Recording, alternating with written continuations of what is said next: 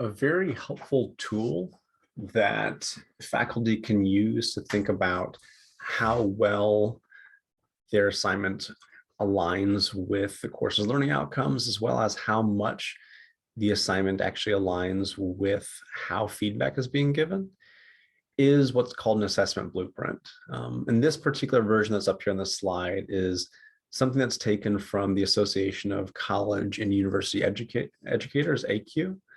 And so AQ provides this as a tool for thinking about alignment within a course. And we're going to look at a slightly modified version in just a moment here. The basic task that you're given is within creating an assessment blueprint to choose one assignment to focus on and to start by listing in that left-hand column, what are the different learning outcomes that the assignment takes up. So if we think about the course learning outcomes for a particular, likely in this case, major summative assignment, what are the different outcomes that take up? There are 3 rows here, but this could certainly be changed to if there's really just 2 main learning outcomes in the assignment, it can be taken back to 2 or more rows added as well. The next thing to think about is what are the cognitive domains then of those learning outcomes? So again, are those things that ask students to remember, to understand, to apply, to analyze, to evaluate, or to create. Assignment type asks you to think about per the different learning outcome. Is this a assignment type in the sense of if it's an exam, hey, there's multiple choice questions for this outcome. There are open-ended questions in this case.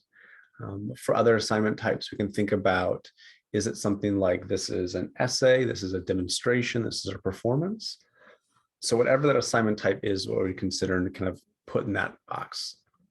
Number of questions. So if it's an exam, we want to think about how many questions really focus on each of the learning outcomes.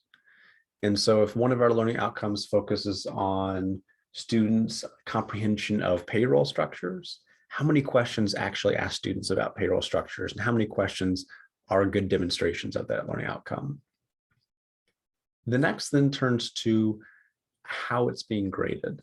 And so we're considering per the number of questions or per the different criteria included on the rubric, how many points are being given to each of these learning outcomes.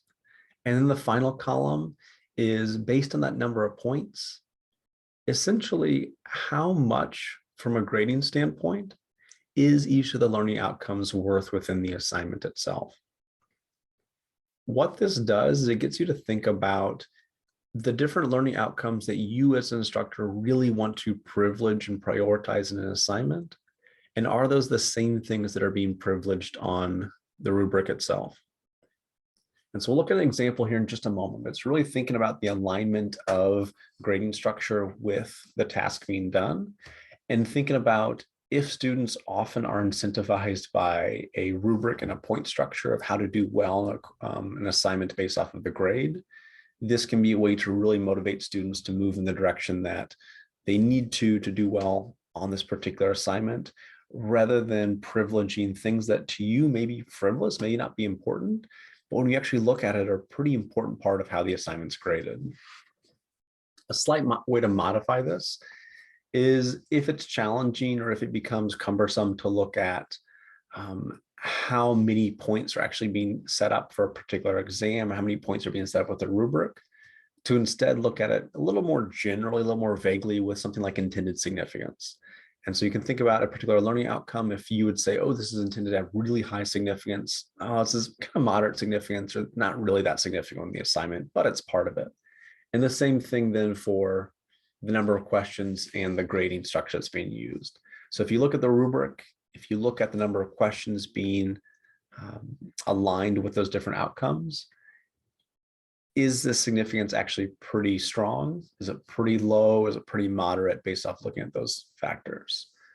So an example to look at here is this is an example of a final writing assignment from a developmental writing course.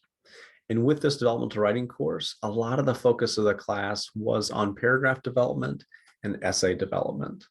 While requirements of the course within the curriculum included research in this final paper, included use of MLA citations and inclusion of scholarly sources, the main focus, the main thing to prepare students with this developmental writing class was paragraph structure, essay structure, to move them into first year composition.